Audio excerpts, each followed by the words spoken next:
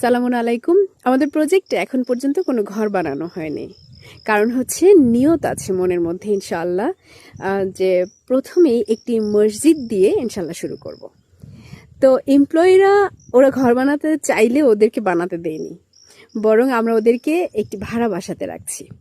তারপরেও ঘর বানাতে দেয়নি। কি করেছে দেখেন, একদিন আমরা ছিলাম না, তারা এই ঘরটি তারপরেও বানিয়ে ফেলেছে।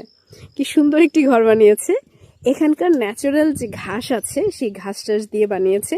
আর এই যে শক্ত করে এটা দেখতে পাচ্ছেন, এটা হচ্ছে নেপিয়ার ঘাসের স্টিক। আবার সুন্দর একটা জানালাও বানিয়েছে। এই যে মাশাল্লাহ।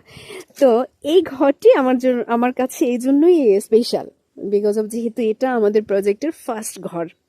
অনেকের কাছে এটা হাস্যকর মনে হতে পারে, বাট আমার কাছে সত্যি এটার ভ্যালু আলাদা। উগান্ডানরা ওরা হচ্ছে এইভাবে রান্না করে, এই ঘরের মধ্যে ওরা হচ্ছে রান্না করে মূলত এখন। আর একটু দেখায়, ওরা লাকড়ির প্রচুর অপচয় করে, কারণ ওরা চুলা বানাতে জানে না। আমার নিয়ত আছে ওদের জন্য সুন্দর করে চুলা টুলা করে দিব, শেখাবো যে চুলা সুন্দর করে বানানো যায়। এভাবে জ্বলতে থাকে, অনেক বেশি লাকড়ির অপচয় হয়। তো যাই হোক, এই ঘরটিতে ওরা কি করে, জাস্ট যখন খাবার টাবার খায়, মাঝে মাঝে ক্লান্ত হয়ে যায়, তখন ওরা এখানে এসে বসে। যেহেতু আমার শুরুর দিকে, তাই অনেক কিছুর প্রতিবন্ধকতা আছে, অনেক কিছু এলোমেলো। ইনশাল্লাহ দোয়া কামনায় যেন প্রথমেই আল্লাহর ঘরটি বানাতে পারি।